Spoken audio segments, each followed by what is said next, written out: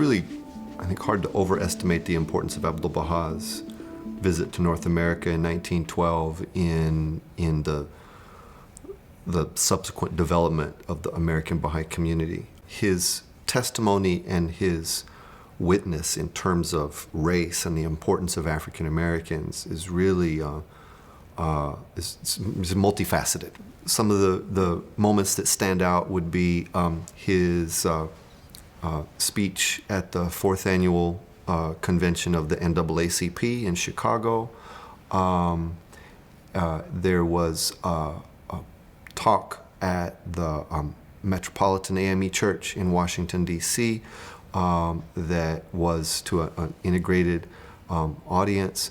There are these very public ways that Abdu'l-Baha proclaimed the importance of people of African descent to the American Baha'i community, proclaimed the centrality of interracial unity and harmony for the future of the United States. But then there are also things that he does that are more private, but perhaps have an even more important impact on the lives of those who saw them happen.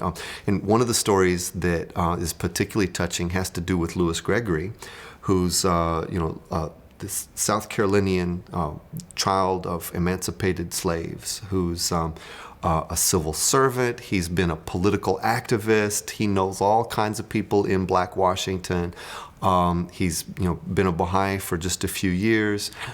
There's this sort of high-profile dinner that's taking place in the home of some white Baha'is in Washington with some of the diplomatic people, and this is a high-class dinner that's being put on for Abdu'l-Baha, and Mr. Gregory is there visiting with Abdu'l-Baha before dinner is supposed to start, and so as not to cause any embarrassment to the hosts or to Abdu'l-Baha or to any of the guests, he knows the way that the city works, and so he just kind of gently excuses himself as the guests start to arrive and is about to head out the back door, right? And the meal is starting, and Abdu'l-Baha proceeds to make a scene in front of all the guests. Gregory, where is my friend, Mr. Gregory? Go find Mr. Gregory.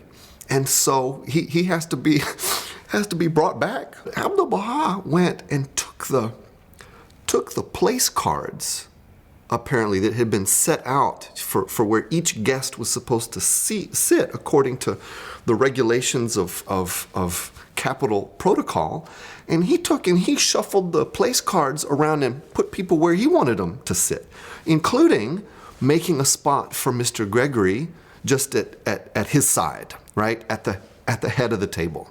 This does not, fall in the same category, I guess, as petitioning Congress for a federal anti-lynching bill. This is not a legal case that winds its way up through the courts, right?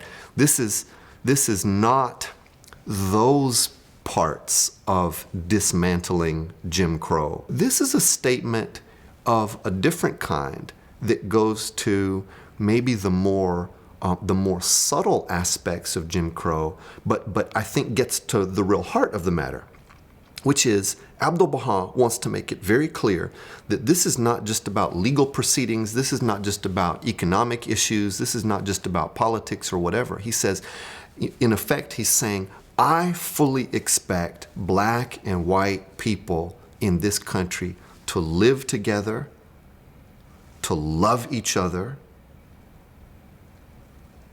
to fully acknowledge each other's humanity,